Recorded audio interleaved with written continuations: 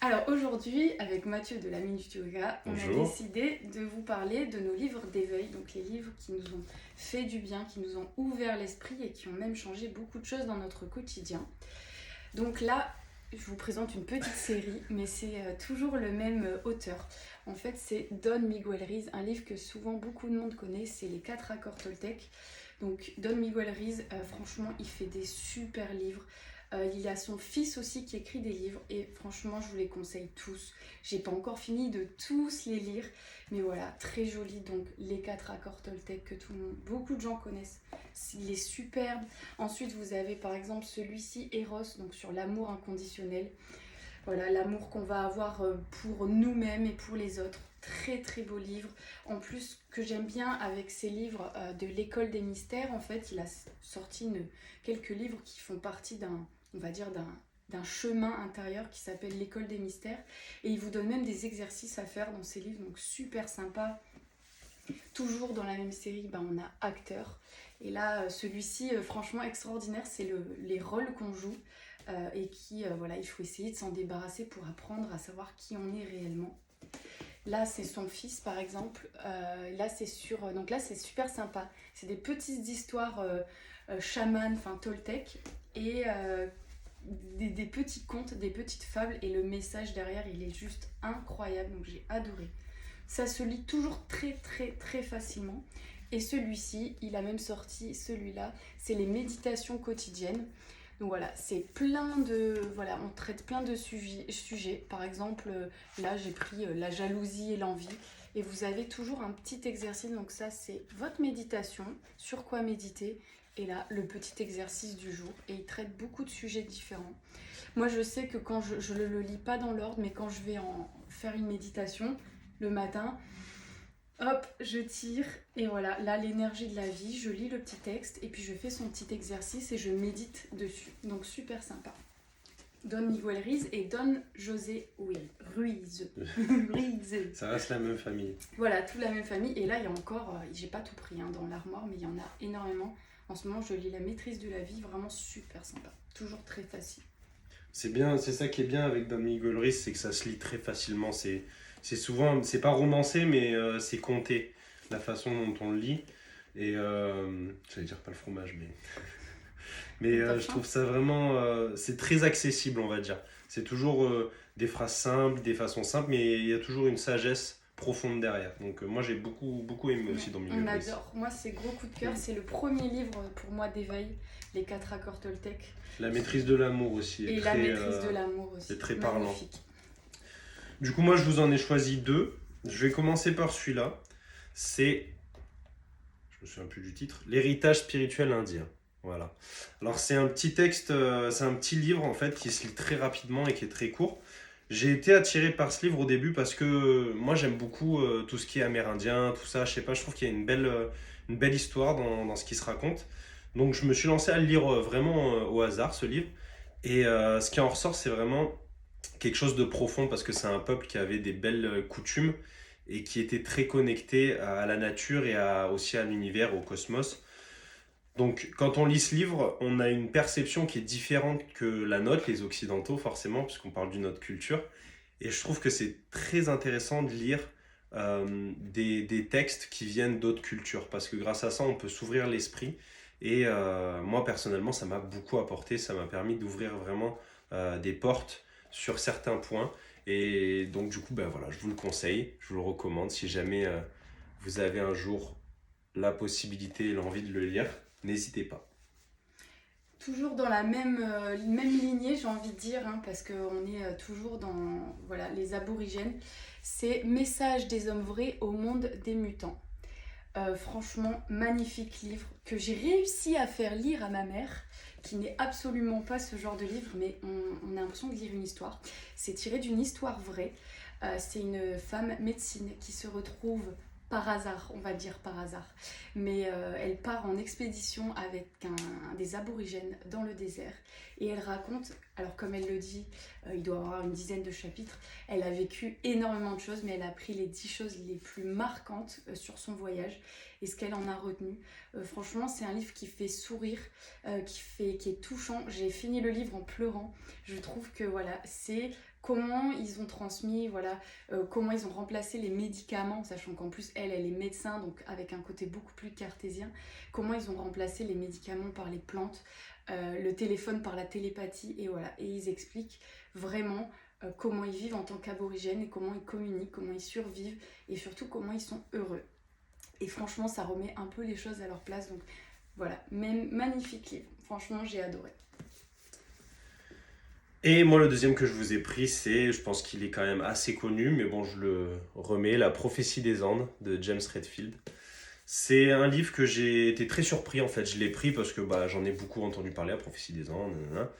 Et je me suis dit, bon, je le prends, je le commence et on verra. Et au final, je me suis laissé tomber dedans et en quelques jours, je l'ai bouffé, quoi, clairement. Parce que c'est un récit initiatique. Je pense pas que ce soit une histoire vraie, mais la façon dont c'est écrit, c'est très romancé, mais il y a des belles leçons de vie et c'est crescendo, c'est étape par étape avec des prophéties donc, qui vont de 1 à 9 dans ce livre. Et chaque prophétie en fait parle d'un sujet en lien avec la conscience, les autres, notre lien à la vie, à la nature. Et aussi forcément, il y a toujours une dimension de spiritualité dedans. Et j'ai trouvé que c'était un très beau livre parce que on se perd dedans, mais on est... Enfin, en tout cas, moi, j'étais tellement dedans que je commençais à en rêver la nuit et tout, du truc. En fait, tu te perds dans le livre, mais tu te retrouves derrière. En C'est fait. ça, c'est Se exactement perdre ça. pour se retrouver.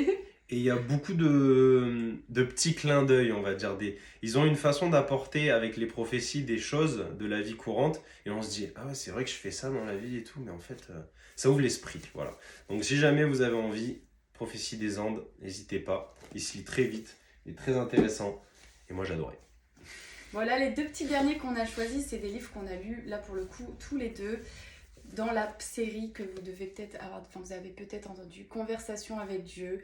J'en reparle souvent, mais moi c'est un livre qui m'a vraiment chamboulée. Il y en a 4 ou 5, enfin voilà, bon, bref, il y en a plusieurs. 4, ouais. Ça c'est le tout premier. Et en fait c'est...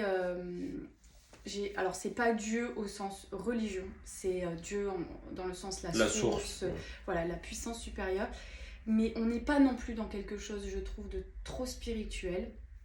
On remet un petit peu, on parle de l'éducation, comment on fait l'éducation, on parle de la sexualité. En fait, on parle des choses qui règnent un peu dans notre vie, nos peurs, nos croyances. Et lui, c'est comme si il apporte son point de vue, donc on adhère ou on n'adhère pas. Mais je trouve que sa manière de l'expliquer, même si des fois on le sait, c'est vraiment, mais je trouve que ça prend aux tripes. Moi, je sais qu'à chaque fois que je ferme ce livre, je me dis, mais waouh, j'ai l'impression vraiment que ma philosophie de vie, elle est complètement changée. En général, il te faut quelques jours pour t'en remettre. À chaque fois, quand tu lis, tu poses le livre et tu me fais bon, là, il va falloir Je suis dégoûtée en fait de le finir. Je suis trop deg, j'ai des livres comme ça. Bon, voilà, ça se finit, c'était sympa, mais il y a des livres. J'arrive au bout et je me dis, mais non, il reste plus que quelques pages, je fais chier. Mais voilà, il m'en reste encore un autre à lire. Il t'en reste pas 2 ? Ouais, 1 ou 2. Ouais, enfin bref, mais voilà. Super sympa. Et moi, juste si j'ai un petit truc à rajouter, parce que forcément, j'ai un petit peu le même ressenti.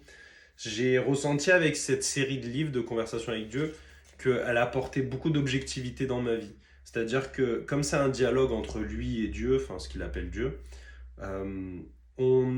à travers ce dialogue, ça nous pousse à regarder les choses de l'extérieur qui se passent dans nos vies, plutôt qu'à être dedans et passer notre temps à réagir. Ah, il se passe ça, il se passe ça. Là, on regarde, on fait, ok, bon, là, il y a ça, ok, je fais quoi?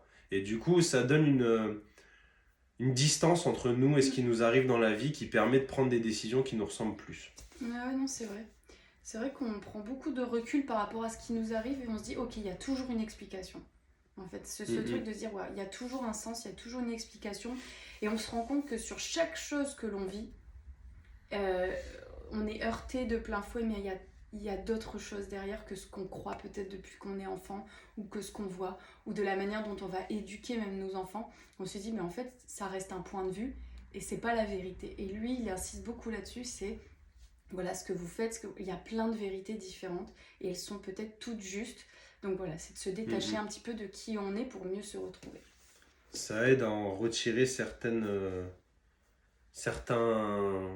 je sais pas comment on dit, certaines choses qu'on nous a Des inculquées, voilà, des croyances, une forme de conformisme, et ça nous oblige un petit peu à penser par nous-mêmes. Non, super sympa. Mm. Et le dernier qu'on a adoré, vraiment d'actualité, Ouais. c'est Le Réveil de Laurent Gounel. Pareil, c'est romancé. Donc, ça parle de la situation, alors je vais dire actuelle, oui, toujours un peu d'actualité, mais c'était essentiellement un livre qui est sorti pendant le Covid. Et voilà, lui faisait le parallèle entre Covid et les voitures, les accidents de voiture, l'histoire d'un torticolis. Enfin, je vais vous dire ça comme ça, vous me dites, mais c'est chelou ce livre. Non, c'est super bien fait.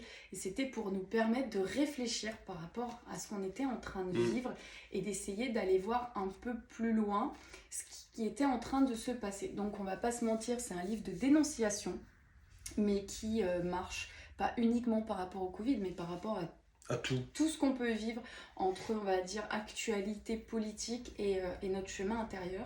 Pareil, ça aide à prendre du recul sur ce qui se passe et pas être tout le temps dans ah là c'est la guerre machin, là c'est bidule. C'est vraiment un truc un livre qui permet de se dire bon, on me dit ça, ok, mais est-ce que tout ça c'est vraiment la vérité quoi. Donc ça parle beaucoup de nos libertés. Ça parle aussi beaucoup des peurs qu'on peut avoir par rapport à ce qu'on peut nous dire. Voilà, et de savoir prendre du recul. Et comme il le dit, un roman qui vous fait voir le monde autrement. Donc voilà, très très très beau livre. Ouais, moi j'ai beaucoup aimé. Pareil, on est monté dans l'avion, je l'ai lu en un trajet d'avion, je crois. Il se lit très facilement. Un avion quand même assez long. Oui, un avion. C'est écrit assez gros en fait. Et il y a, je crois, moins de 200 pages, donc c'est très rapide. Ouais.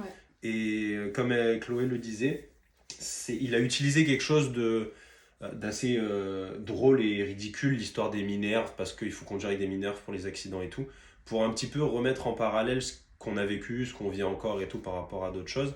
Et, il vous incitait à réfléchir voilà, seul en fait. C'est ça. Voilà. Et ben voilà, on a tout fini. C'était la petite sélection du jour. J'espère que ça vous plaira, j'espère que ça vous donnera envie de lire ou de découvrir. Et puis, n'hésitez pas si vous avez des questions sur certains livres. Oui. Et je vous dis à demain. Au Salut. revoir.